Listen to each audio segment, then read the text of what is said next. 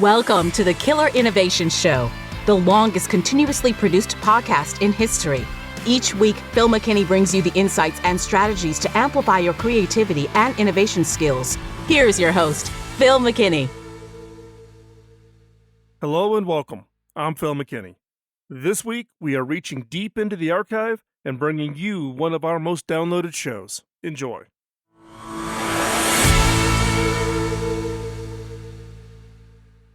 Before we get started, I want to make sure that we all have the basic foundation. So, what is an innovation? My definition of innovation is an idea that is made real. It can be as simple as a new way to solve an age-old problem, or it might involve developing something entirely new from scratch. Innovation's all about seeing opportunities that others don't see, and then seizing them with creativity and hard work and a lot of frustration. Innovators are a special breed of people who refuse to accept that things cannot change for the better. But there are no guarantees that your idea will work and become a successful innovation. Creating a successful innovation requires experimentation. With experimentation comes the risk of failure. Now, let's be clear, failure is not a negative. It teaches valuable lessons about what works and what doesn't work. When things don't go according to plan, failure allows us to see what we need to change to the idea. Maybe we need to tweak it so that it can become a successful innovation. Now, not all failures are the same. Successful innovations requires not only a willingness to take risks and learn from failure, but also a capacity for what Manu Kapoor calls productive failures. Productive failures are the things that don't work out in your favor, but which reveal something new about how the world works or how your problem is viewed, or revealing something more about the problem that you're trying to solve. They're crucial to innovation because they help us think outside the box and expand our perspective. This is an opportunity for true insight. To experience productive failure, you have to fail successfully. Now, it's not always easy to tell if something is a success or a failure, but there are 3 characteristics that can help you figure out if you are able to create successful failures. So, what are these 3 characteristics? Number 1, effort. Did you put your all into this project? Now, let's be clearly honest here.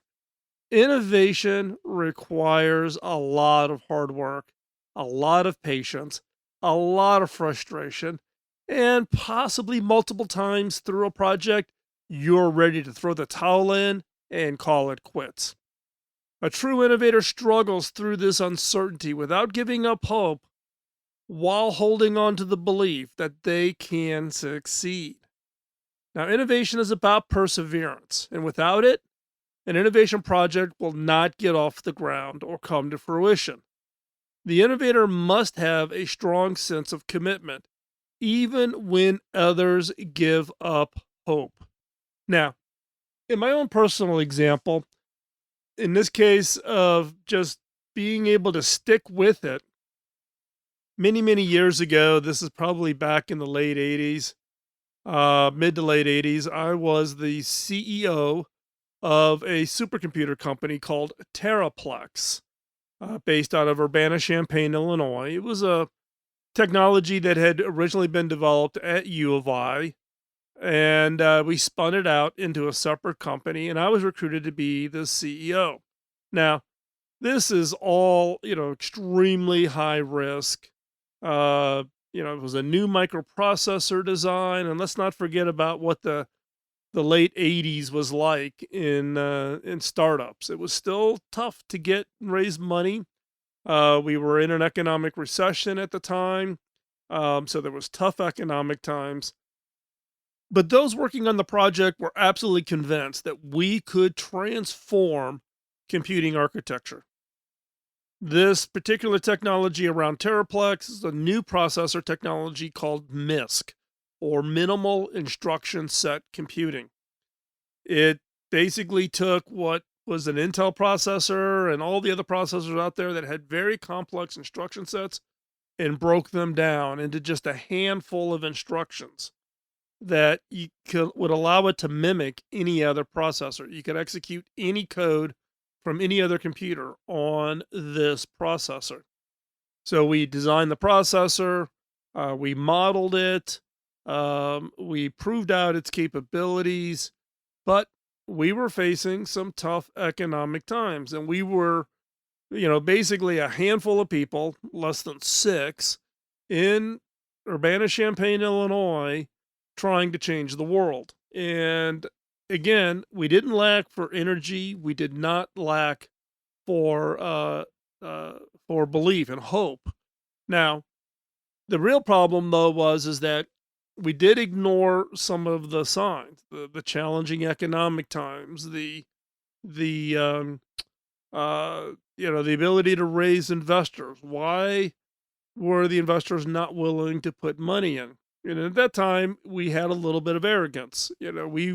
Our view is, oh, they just don't get it. They don't understand processors. They don't see the future. They are risk averse. We could come up with 10,000 reasons as to why our plan was perfect, and they just did not get it. We didn't really listen. We really didn't look at it differently. It took us a long time to finally realize that what we were doing was great work, but as I've said many times on this show, the difference between a good idea and an absolutely great idea is typically not about the idea. It is about the timing. We couldn't get institutional investors willing to fund because we were in an economic recession. We were not based in Silicon Valley.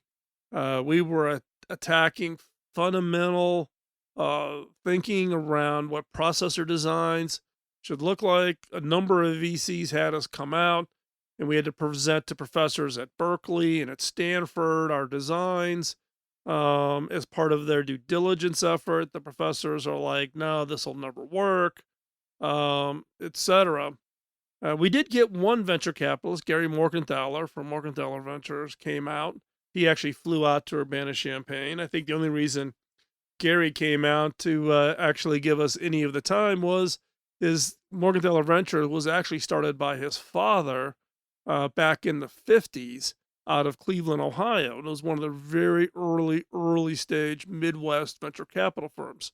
So, albeit Gary was based in Silicon Valley, he was willing to come to the Midwest because of his family roots, his history, his father, etc. And Gary came and spent 2 days with us looking at what we were doing and etc.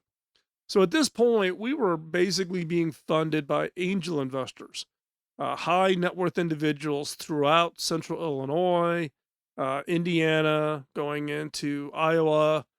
These were like, one gentleman ran the local Caterpillar dealership. We had bankers who are putting their own private money in out of Chicago. We had high net worth individuals out of Chicago putting money in, and that was what was funding the Teraplex work. But at some point, angel investors are going to throw the towel in. While we still believed in it, we were truly going to see this through. We believed in it. We believed in the architecture. We believed that this was going to transform computing. But when the angel investors threw the towel in, that was kind of the nail in the coffin. You have to kind of step back. So what did we do? We actually bundled up all of our work on the MISC processor and bundled it up into a technology licensing bundle and went about trying to find a buyer, a licensor of the MISC architecture. And we were successful. So Atmel Corporation out of Silicon Valley was very interested in the processor. They took the intellectual property and licensed it and embedded portions of it into existing processor designs that they had underway. And that we got some press on it. Business Week did a big article on what we were doing at Terraplex and the MISC processors and etc. But in the end, the question here being, the first of the three characteristics is, you know, did you put your all into this project? In the case of Terraplex, I can tell you we left nothing off. We did everything. We put it all onto the field. We competed. We worked hard. We had a great team. We had belief in it. And again, I think the if I was maybe had a little bit more experience. Keep in mind this was in the mid to late '80s. Probably would have pivoted and taken the basic architecture and broken down. So I'm a big believer nowadays of this crawl, walk, run. Break your project down, do it in small pieces, deliver value early. Don't try to just take one big giant leap to change the world. But did I put everything into this project? You betcha. The second characteristic on successful failures is perspective. What does the experience teach you about what will work and what won't work? Failure is inherently full of lessons. Some of the most traditional, I should have done this instead. More often, though, you can look back with pride on the time you learned something important about yourself. That either your decision making skills are sharper than you thought, or they were more flawed, like in the case of Terraplex. Even if it's not always an encouragement to try again, there's always value in trying something new and then reflecting on what happened so you can learn. And you learn from every experiment. In fact, at our current company I'm at as the CEO, we do retrospectives on every project. We do kind of a deep dive and look at that project to say what went well, what didn't go well, what did we miss in the beginning, what did we learn and uncover. And we make those retrospectives fully transparent and fully available to everybody in the organization. Now, in this case, though, I want to talk about another specific example of perspective. What did the experience teach you? So, going to go back to my HP days. Early on in my CTO role at HP, I went after to acquire a small company out of Calgary, Canada called Voodoo PC. Now, for those of you who are into the PC world, particularly into the gaming world, you may recall Voodoo PC. Very, very high end laptops, desktops, gaming rigs, very high performance. They consistently won the shootouts from the major magazines on overall performance. Very good designs, custom paint jobs.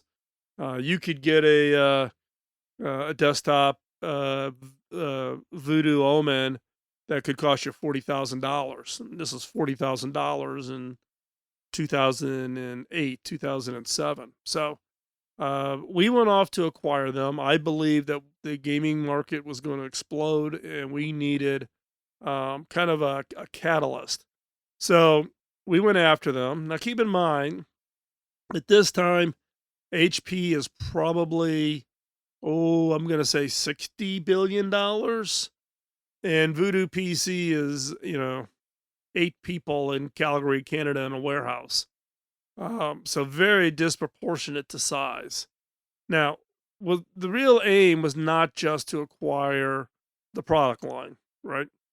But one of my underlying aims was really to inject some risk taking, some creative culture into HP, bring some renegades into the HP organization. Now, keep in mind, I was new in my role as the CTO at HP.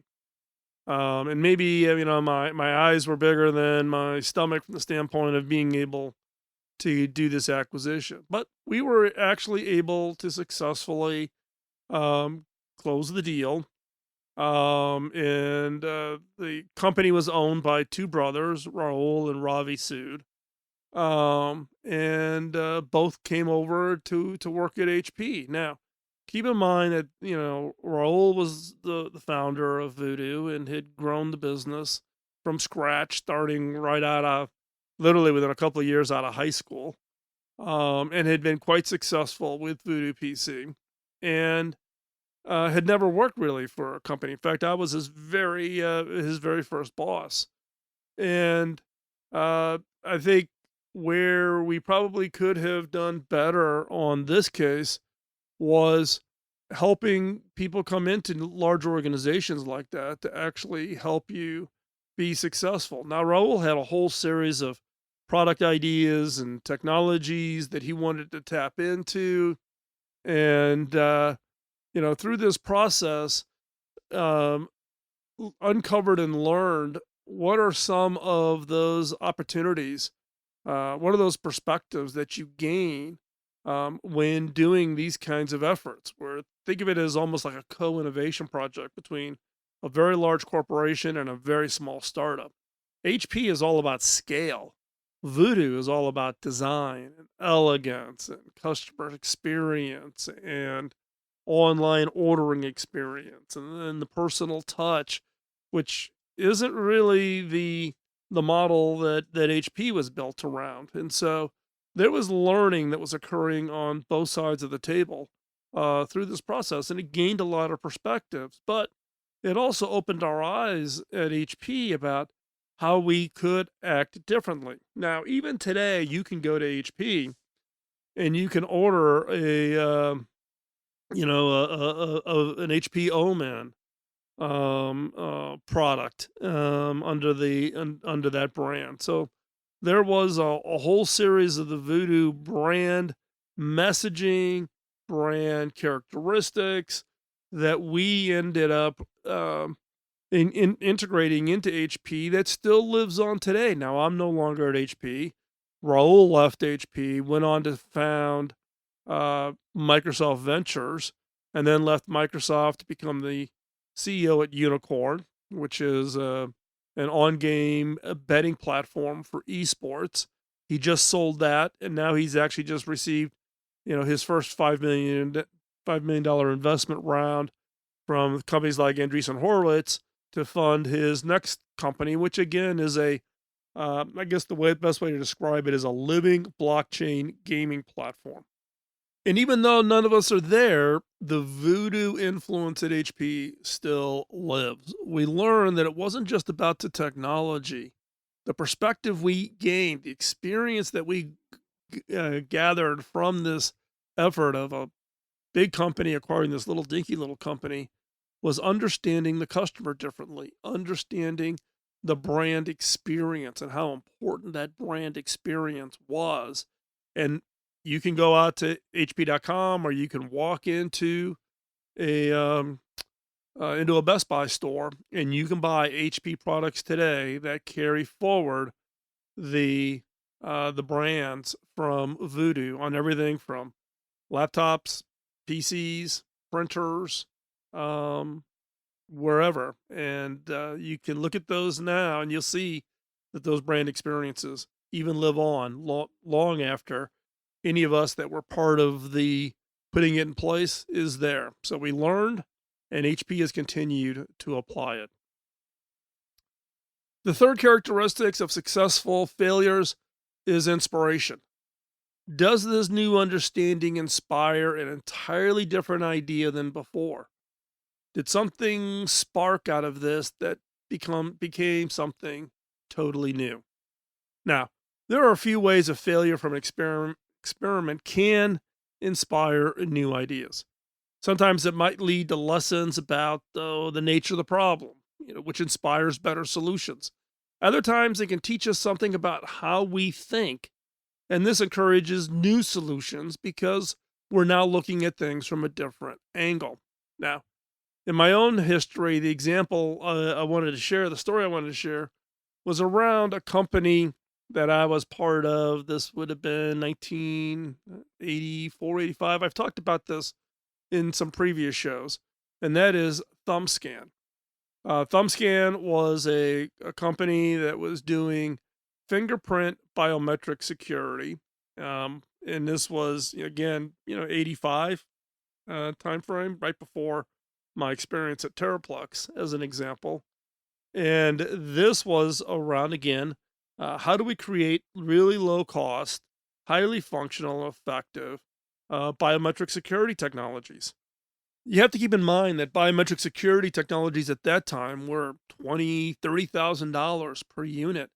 Thumbscan's target was less than $900 for a unit. Now, the technology, it was pretty rough. I was actually brought in originally as a contractor to take the concept, the idea, which is basically in the back of a napkin, and build out its first prototype. So, including all of the optics, the hardware, the software, everything. So, I had a small company in Silicon Valley that I had founded where we basically helped innovators take their ideas off of the back of a napkin and turn it into a product, something that they could mass produce and ship.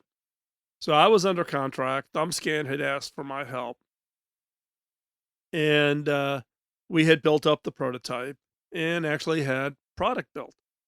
However, the problem being is great. The innovators, myself, the handful of people who came up with the original idea, we had the product, but nobody was buying it. It was not a product that people were willing to buy. There were a number of issues around it. And this included, things like, uh,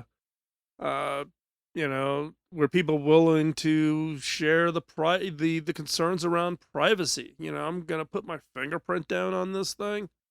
The other is that, the technology was very raw. It took a lot longer to build than anybody planned for. Cash was getting eaten up. We were funded by Frontenac Venture Capital out of Chicago and a handful of other VCs. Um, but when it shipped, it was a good product, but nobody bought it. It just was a technology solution trying to solve a problem. Again, privacy, people were concerned. I'm going to give you my fingerprint. And security was not a big concern in this time in the mid 80s. Cybersecurity was not a thing. The first set of computer viruses really had not been unleashed on the world at this point. And so the company was in a jam. And so I was challenged to think about, are there other products Thumbscan could bring to market that would be more readily available to generate revenue and could be used to sustain the business until such time as the core Thumbscan product truly became viable.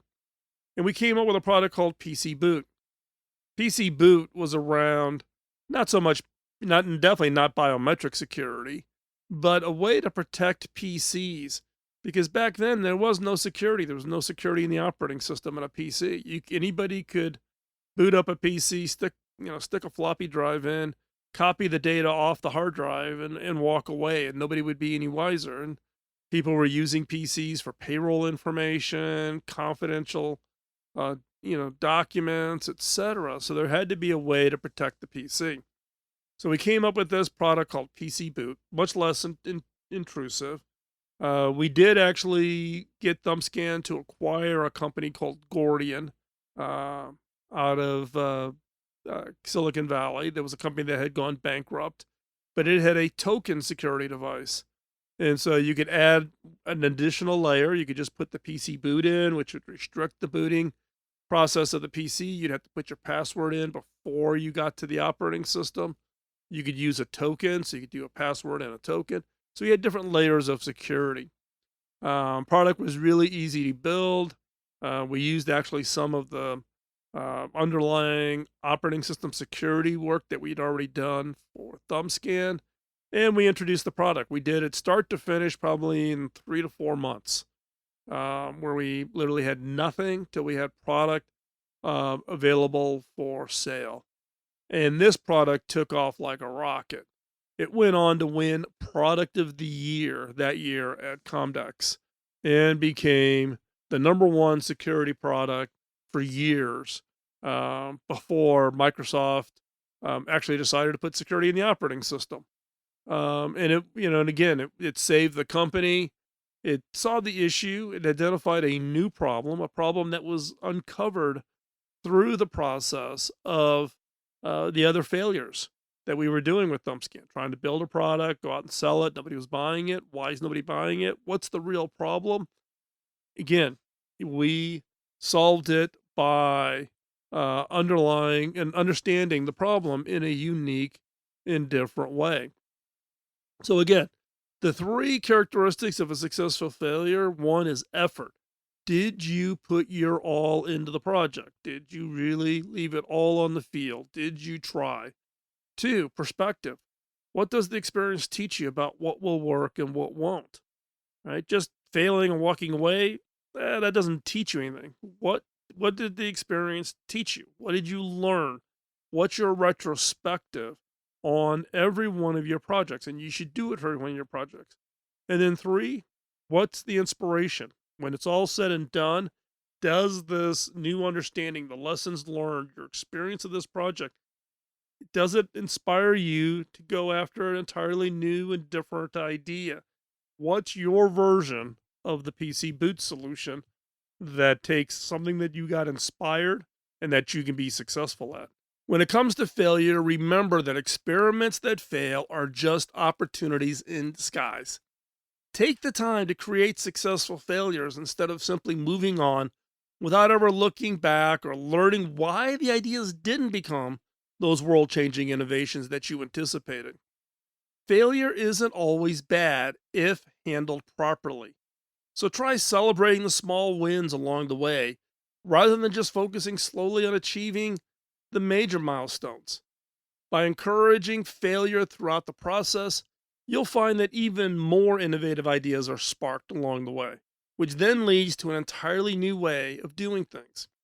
Some of the most successful innovations were born from failures. Now, are you hoping to avoid failure? Look, nobody likes failure. It's hard to face, but we tend to beat up ourselves. But are you hoping that you've got some clever way to avoid failure? Look, we're surrounded by innovation. It's how civilization prospers, economies grow, people learn something new, and our species survives. Innovation is the process of creating something new and often better. Are you hoping to create innovations without experiencing failure? Then just stay away from trying to be an innovator. Your likelihood of success has gone to zero before you even began. The only thing inspiring about this lack of trying and failing is that you'll never know if you could have created innovation that changed the world. With every failed experiment, there's potential for success. But when you walk away from even trying out of fear of failure, you'll never know what could have been. The key to innovation is learning from failures. Without failure, there's no learning, no growth, no correction to the original idea, or to the path that should have been considered to successfully transform that idea into a world changing innovation. As stated before, experiments fail. Face it. Part of what innovation is all about is being creative and experimenting with new ideas. But you can't do this unless you're willing to try and fail. So, yes, successful innovations require successful failures.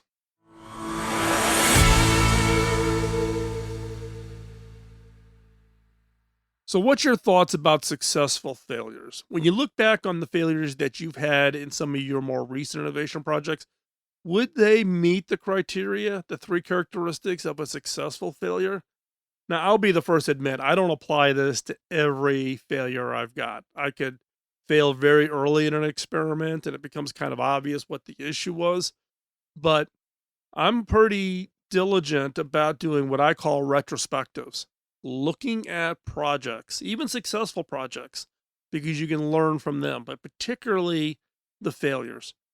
The successful failure strategy allows you to set a culture within your team and within your organization to not let just failures just kind of fall into the background. Now, a lot of us would hope our failures would be ignored and nobody would notice them, but looking at them, looking at them hard, asking the tough questions, looking at what different perspectives did you get? Is there an inspiration in this failure? Train your organization, train yourself to look at failures differently, not as some negative knock against your abilities or the original idea or whatever it is. Successful failures is a key part of the toolkit to creating successful innovations. Again, one favor I would ask is help spread the word of the show. Let other people know about this content. If there was something in today's episode that you found very useful, share it with somebody. You can grab the link at the bottom of the show notes over at killerinnovations.com. Just right-click it, copy the URL, and you can forward the URL to any and everybody. That's the direct URL to the audio file. So they don't need to go to a web page or anything like that. They can literally get the audio file directly. And that's an easy way for you to share that content with other people. So, and again, it helps us meet the objective of spreading the word and me satisfying the direction that I got from my mentor, which is I can't pay back all the work he did in my career. I can only pay it forward. And my way of paying it forward is having work in producing this content now for over 17 years and making that content freely available to any and all who might find it beneficial and insightful as you are working on your own journey around innovation and creativity. And with that, we will talk to you next week. Bye-bye. Podcasting nonstop since 2005, this has been the Killer Innovation Show on the Innovators Network.